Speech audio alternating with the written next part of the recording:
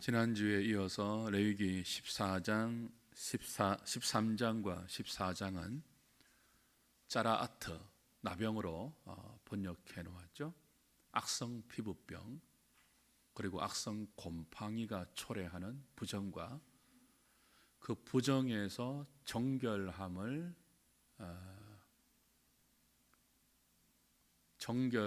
되는 그 절차를 가르치는 내용입니다. 13장은 악성 피부병, 짜라아트이죠. 그리고 의복과 가죽 제품에 악성 곰팡이가 발생했을 때 그게 악성이냐 그렇지 않느냐를 분별하는 정과 부정의 분별 기준을 13장이 설명하고 있습니다. 진단 기준이죠.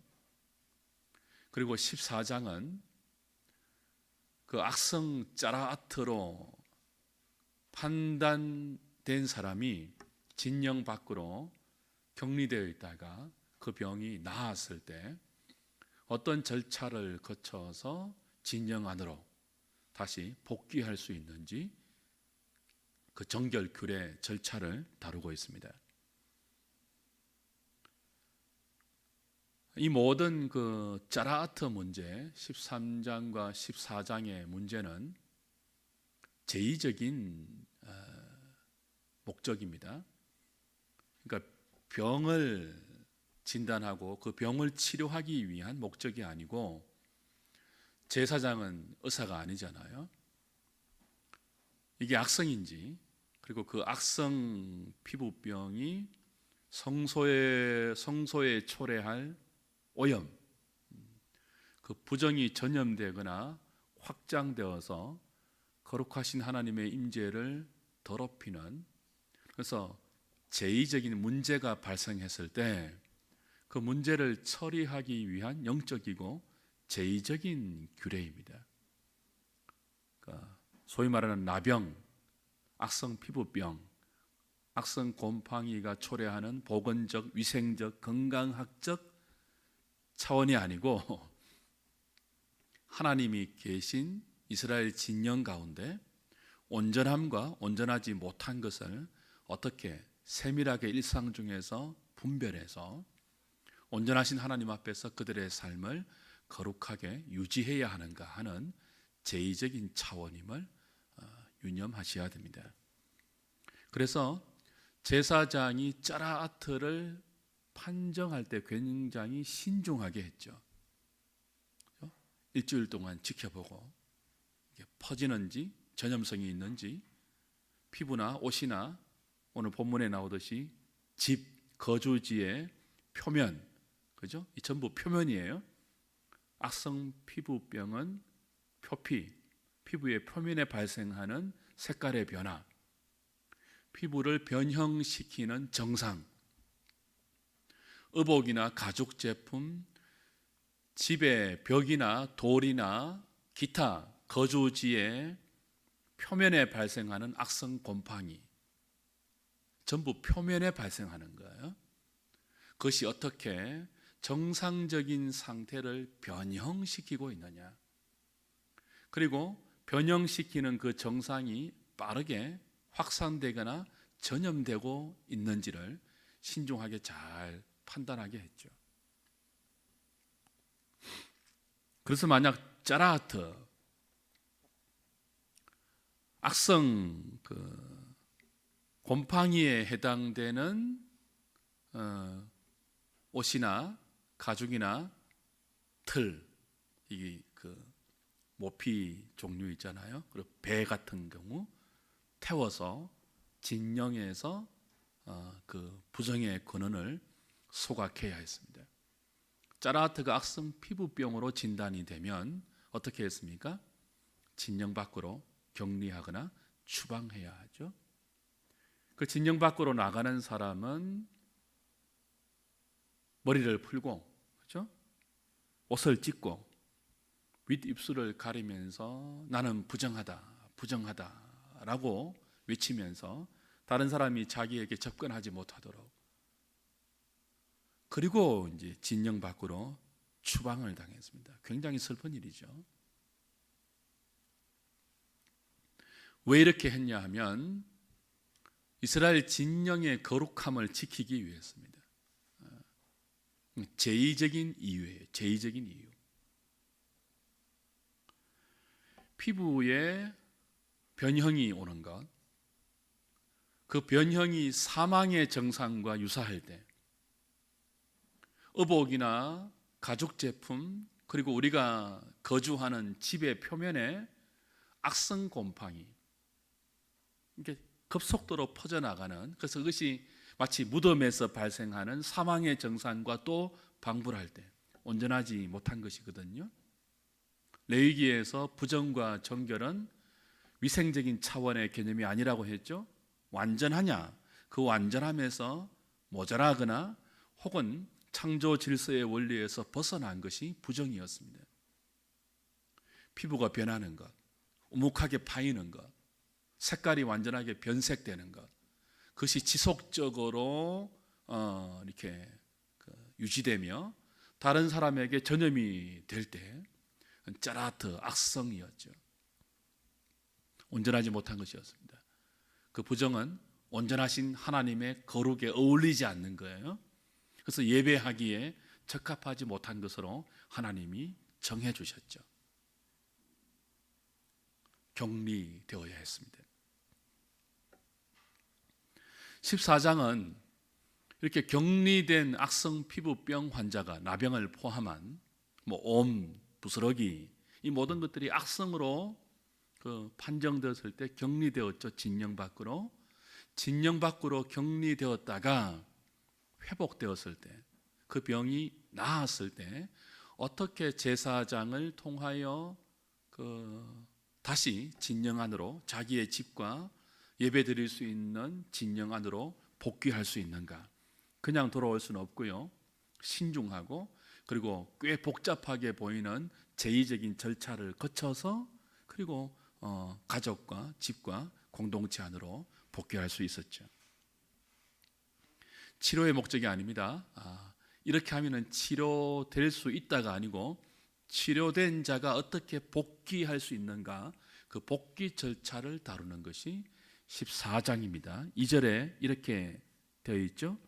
나병은 우리가 지금 말하는 한센시병이 아니라고 했죠.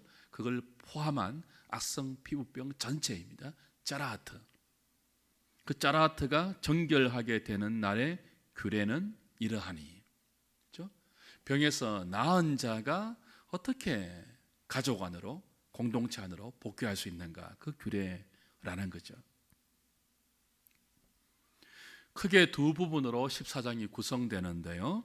1절부터 32절까지는 악성 피부병에 해당되는 짜라아트의 복귀 절차입니다. 그리고 33절부터 45절까지는 집에 악성 곰팡이가 발생했을 경우 어떻게 진단하고 또 어떻게 회복하느냐의 문제를 다루고 있습니다. 마지막 46절 이하부터는 13장과 14장 전체를 요약하는 간단한 요약 정리이죠. 먼저 악성 피부병에 해당되는 짜라아트가 나았을 때 어떻게 복귀하는가, 그 절차를 한번 생각을 해보죠. 가장 먼저 그 악성 피부병 환자가 나았다는 소리를 들으면 제사장은 진영 밖에 격리되어 있는 그 환자에게 나가서 자세하게 진찰을 해야 했습니다. 2절 3절이죠. 그렇죠? 그리고 만약 제사장이 그 사람을 잘 살펴서 그 악성 피부병에서 다 나은 것으로 판정이 되면 이제 정결 절차를 진행시키죠. 그 절차가 뭡니까? 살아있는 새 2마리를 준비시킵니다. 그리고 백향목과 홍색 실과 우설초를 함께 준비하도록 했죠. 그래서 새 한 마리는 흐르는 물 위에서 질그릇 안에 잡습니다. 그리고 그 흐르는 물 위에서 잡은 새의 피, 그 피를 다 나은 환자에게 7번 뿌려서 정결하다고 선언해 주죠. 또 한 마리는요, 죽이지 않고 흐르는 물 위에서 잡은 새의 피를 물과 섞어서 역시 그 살아있는 새에게 뿌리고 들판으로 날려 보냅니다. 한 마리는 죽이고 한 마리는 날려 보내요. 어떤 의미가 있습니까? 한 마리는 죽어서 피를 흘리는 한 마리는 이제 이 나병 환자가, 악성 피부병 환자가 안고 있는 모든 질병의 증상들을 정결케 하는 그 제물의 역할을 하죠. 그 피로 피부병이 초래한 모든 부정과 불완전함을 정결케, 다시 온전케 만드는 그런 용도로 사용되었고요. 또 한 마리는요, 그 죽은 새의 피를 바른 채 허공으로, 들판으로 날아갔죠. 어떤 의미입니까? 이제 이 나병 환자가 오랫동안 그 지긋지긋한 가족과 격리되고 신앙 공동체에서 격리되고 하나님과 단절된, 물리적으로 단절된 그 고통스러운 억압과 모든 그 나병이 초래한 부정으로부터 이제 완전히 자유케 된, 그래서 이 한 마리 새가 죽은 새의 피를 바른 채 훨훨 날아가지 않습니까? 들판으로 날아간단 말이에요. 그 나병 환자가 안고 있는 모든 정상들을 안고 날아가서 이 사람은 자유케 된다는 의미죠. 완전한 회복, 완전한 나음을 보여주는 일종의 퍼포먼스입니다. 그 다음은 나은 자가 자신의 옷을 빨아야 합니다. 그리고 모든 털을 밀어야 되죠. 물로 자신의 몸을 씻고 이제 진영 안으로 들어옵니다. 그러나 아직까지 자기 집에 장막에 들어가지는 못해요. 일주일 동안 자기 장막 밖에서 거해야 합니다. 7일을 머물러야 하죠. 그리고 7일째 되는 날 다시 모든 머리털과 수염과 눈썹을 다 밀어야 합니다. 다시 옷을 빨고 다시 몸을 씻고 나서야 장막 안으로 들어갈 수 있죠. 그것으로 완전히 복귀되는 것이 아닙니다. 무엇이 남아있죠? 8일째 4가지의 제사를 드려야 합니다. 속건제와 속죄제와 번제와 소제를 회막문 앞에서 드리도록 되어 있죠. 속건제는 뭡니까? 배상의 제사 아닙니까? 오랫동안 격리되어 있었기 때문에 하나님께 제사를 드리지 못했죠, 이 사람이. 그 하나님께 드리지 못한 모든 것을 보상하는 의미로, 배상하는 의미로 속건제를 드리도록 했습니다. 그리고 이 속건 제물의 피를 제사장은 이 나병에서 나은 환자의 귓뿌리와 오른쪽 귓뿌리와 오른쪽 그 엄지 손가락과 엄지 발가락에 발랐죠. 이건 제사장 위임 예식과 거의 똑같습니다. 그 나병에서 나은 자가 돌아올 때는 그냥 돌아오는 것이 아니고 제사장처럼 정결하게 되어서 하나님 앞에서 제사장처럼 자신을 드릴 수 있는 그런 상태가 되었다는 것을 이 속건제를 통하여서 본인에게 확정시켜 주고 있죠. 속죄 제사의 의미는 뭡니까? 성소의 오염을 정화하는 의식이었잖아요. 그렇죠? 그래서 이 나병이 가지고 온 성소의 오염, 그걸 속죄제로 정결케 하고, 번제는요, 이런 자신을 다시 받아주신 하나님의 은혜에 보답하여 자기 전체를 드리는 헌신의 의미이죠. 소제는 무엇입니까? 감사의 의미가 있다고 했죠. 나병에서 낫게 하신 하나님의 은혜에 감사하면서 번제로 헌신을 다짐하고 소제로 감사를 고백하고 속건제로, 그죠? 하나님께 예배드리지 못한 모든 자신의 그 과오를 일종의 배상의 의미로 드리면서, 그리고 완전하게 가족 안으로, 이스라엘 공동체 안으로, 그리고 하나님의 성소 안으로 복귀가 되었던 것입니다.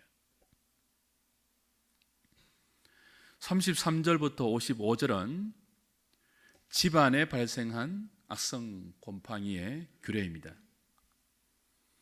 이것은 13장의 옷에 발생한 곰팡이, 가죽과 틀 종류, 그러니까 그 배 종류, 그죠?에 발생한 곰팡이와 함께 다루었으면 참 자연스러울 것인데 왜 14장에 따로 다루는지는 잘 모르겠어요.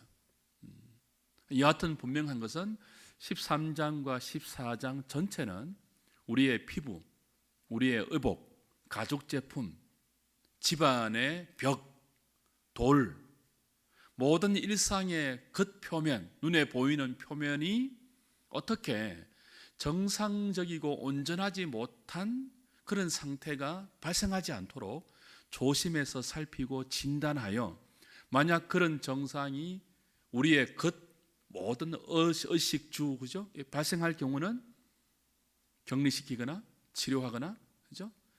회복할 필요가 있다는 그런 규례를 주는 거죠. 거주지인 집에 악성 곰팡이가 발생한 경우 제사장은 그 집의 물건을 일단 다 비우게 합니다.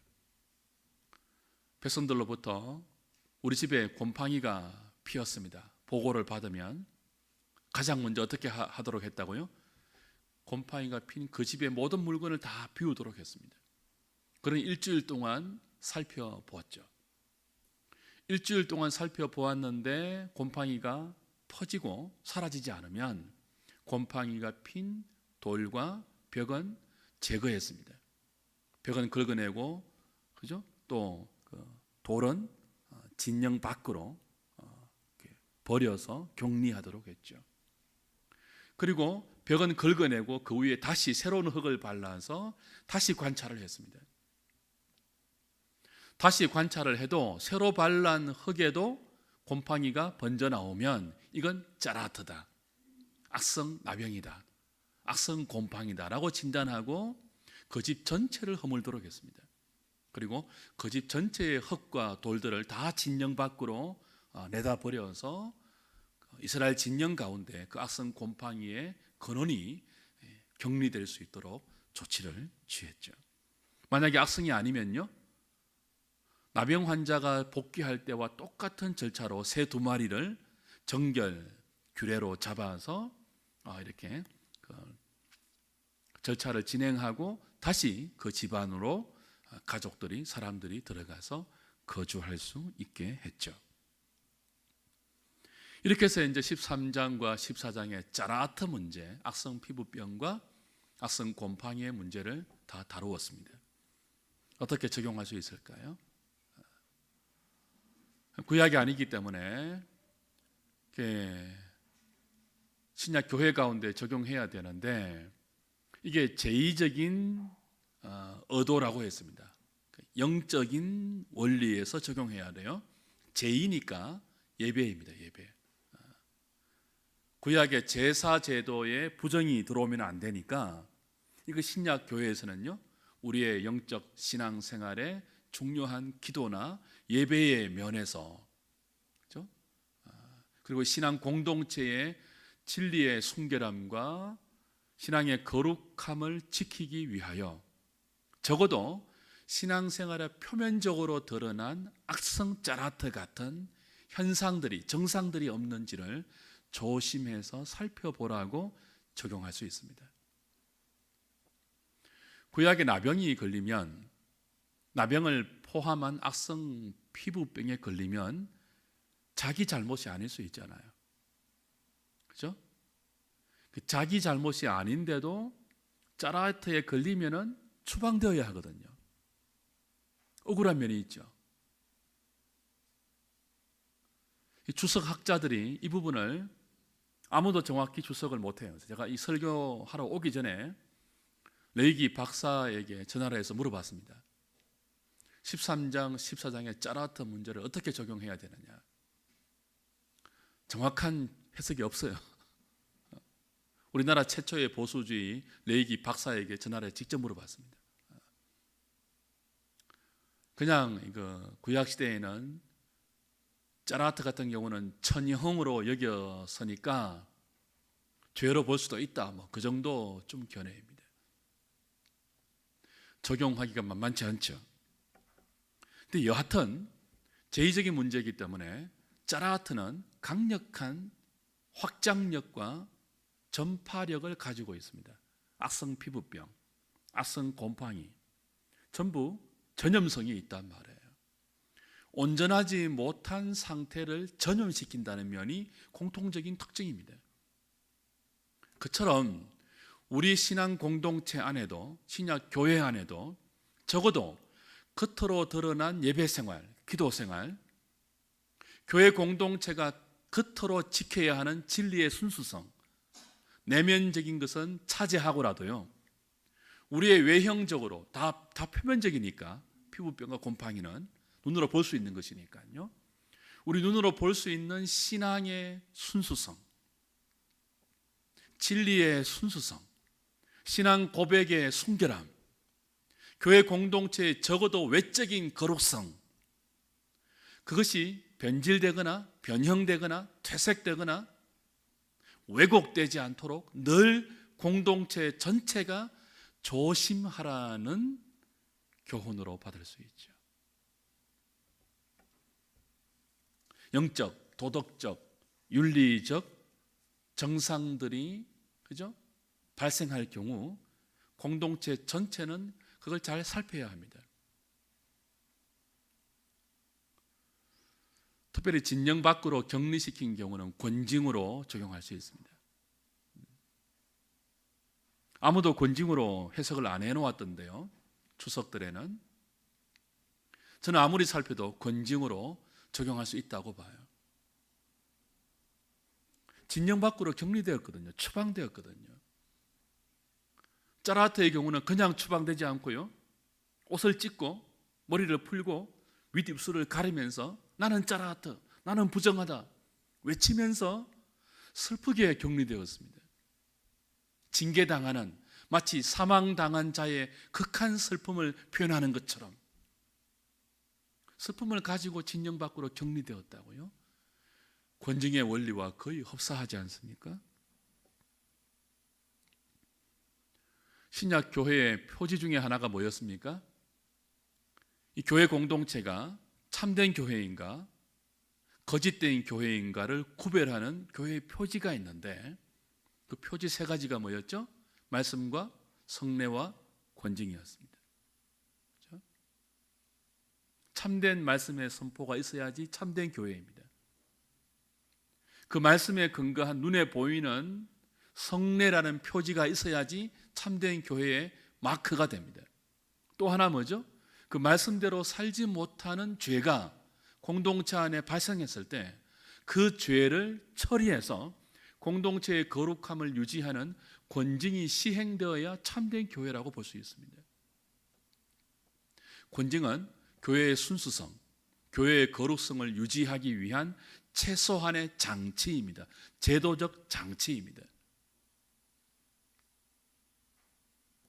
신앙 공동체 안에 진리의 순결함을 오염시킬 수 있는 영적 문제가 발생했을 때, 도덕적 순결함을 왜곡시킬 수 있는 도덕적인 문제가 발생했을 때, 교회는 이것을 신중하게 분별해서 지도하고 바로 잡고 필요한 경우 권징해야 하는 것이 매우 중요합니다. 성도가 자이든 타이든 하나님 말씀에서 벗어나 잘못된 영적 험이 자기의 삶에 나타날 때, 도덕적 험이 발견될 때, 교회는 그걸 잘 살펴서 그 사람을 지도해야 돼요.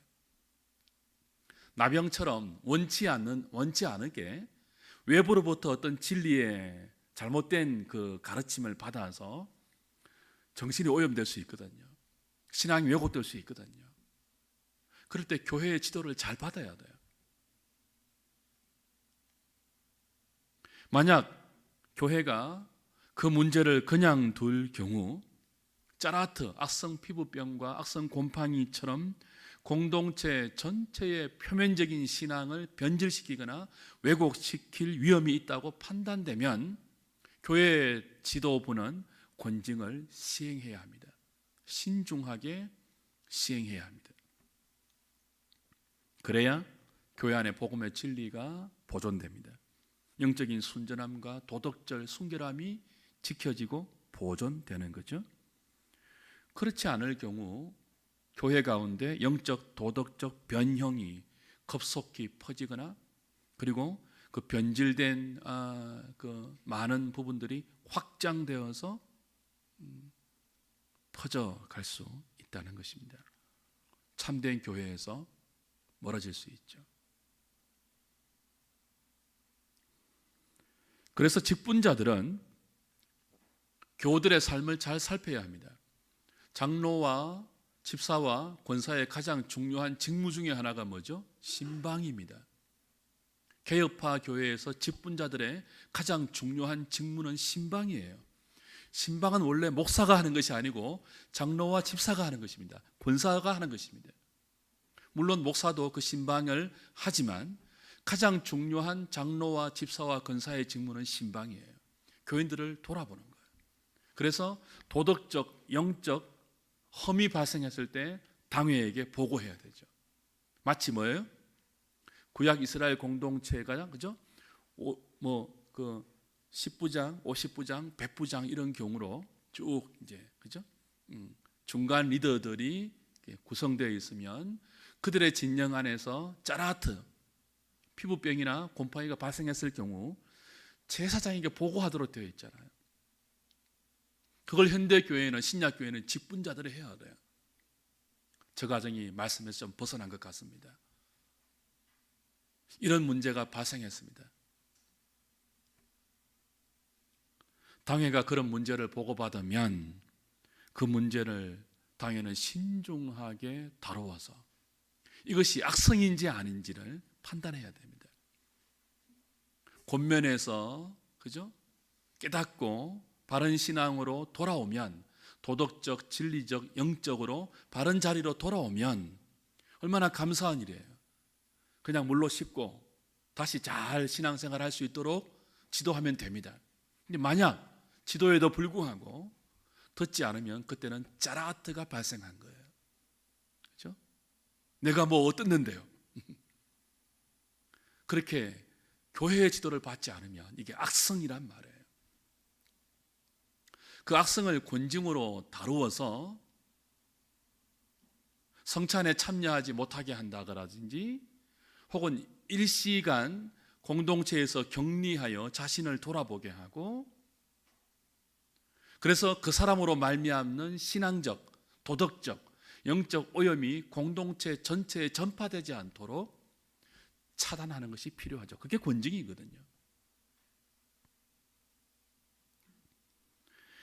이 과정까지 당연히 굉장히 신중해야 합니다. 함부로 판단하지 않죠. 이 사람의 상태가 과연 악성인지 아닌지 잘 신중하게 판단해서 기도하면서 판단해서 교회 전체와 그 사람 당사자의 신령적 유익을 위해서 잘 지도해야 하는 것입니다. 만약에 짜라트로 판단이 되면 권징을 해야 하나만 그런 문제가 발생하면 교회 전체는 그 사람과 더불어서 옷을 찢고 머리를 풀고 윗입술을 가지면서 우리가 부정합니다. 우리가 부정합니다. 함께 애통하면서 그 권징에 동참해야 돼요. 그 사람만이 아니고 당사자만이 아니고 공동 전체가 하나님 앞에 회복을 위해서 기도하고 구해야 되죠. 14장은 어떻게 적용할 수 있죠? 그 사람이 나았을 경우 그죠? 권징을 받고 격리되었다가 회개하고 돌아올 경우 그때도 신중해야 한다는 것입니다. 그 사람의 회개가 참된 회개인지 잘 돌아보고 잘 판단해서 돌아올 때도 속건제와 속죄제와 번제와 소제를 통해서 틀을 다 밀고 몸을 씻고 의복을 빨고 그런 정결 절차를 통하여 공동체 가운데 신중하게 다시 성찬에 참여하고 다시 예배에 참여할 수 있는 그런 절차를 밟아라 하는 것이 14장의 내용이라고 볼 수 있습니다. 현대교회는 권징이 거의 실종되었습니다. 그래서 거룩함이 굉장히 많이 공격을 당하고 있습니다. 우리 하누리교회도 10여 년 전에 권징을 시행했다가 몸살을 앓은 적이 있죠. 얼마나 큰 어려움을 겪었는지 모릅니다. 권징할 수밖에 없는 그런 문제가 발생했습니다. 그냥 두면 공동체 전체가 거룩성이 무너질 수 있기 때문에 당회가 기도하면서 신중하게 1년여 그 형제를 위해서 권면하고 권면해도 안 되어서 마침내 권징을 했는데 불복했습니다. 교회 전체가 어려움에 빠졌죠. 사람들이 권징이라는 교회의 중요한 그 은혜의 수단, 교회의 표지를 순종하지 않는 시대입니다. 교회가 뭐 여기밖에 없나? 다른 교회에 옮겨도 아무런 일이 없는 권징을 무시하는 방자한 시대이죠. 교인들이 교회의 지도를 잘 따르지 않아요. 어떤 분은 이런 분 만났습니다. 제가 그분의 직업이 신앙적으로 좀 유익하지 못하다고 생각을 해서 신방을 해서 권면했습니다. 아주 신중하고 아주 조심스럽게 권면을 했습니다. 이 직업은 참 덕이 안 되는 것 같습니다. 기도하면서 좀 바꾸어야 될 것 같습니다. 그랬더니 어떻게 했겠습니까? 목사님이 뭔데 내 사생활에 간섭합니까? 그러더라고요. 교회는 왜 다니는지요? 간섭 안 받으려면 왜 다니는지요? 그런 시대입니다. 교회가 거룩성이 없잖아요, 지금. 교회도 그래요, 교회도. 권징을 할 경우에는요, 해야 할 때는 안 하고, 할 경우에는 영적, 도덕적 순결과 거룩의 유지를 위해서 정말 아픈 마음으로 기도하면서 하는 권징이 아니고 권징이 남발되거나 오용되는 경우도 많죠. 신앙 지도자의 독재적이고 비성경적인 통치에 거부할 때 그 사람을 징벌하거나 공동체 밖으로 내몰기 위한 수단으로 권징이 남용될 때도 많습니다. 이래저래 권징이 오염되어 있습니다. 그래서 현대교회의 거룩성이 굉장히 지금 위험해져 있죠. 기도해야 될 제목입니다. 사랑하는 여러분, 권징이 교회의 3대 표지 중에 하나인데 이 표지가 흔들리고 있습니다.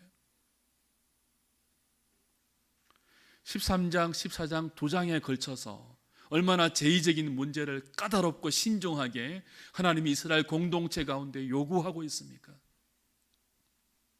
짜라하트가 발생하지 않도록, 짜라하트가 진영 전체를 부정으로 오염시키지 않도록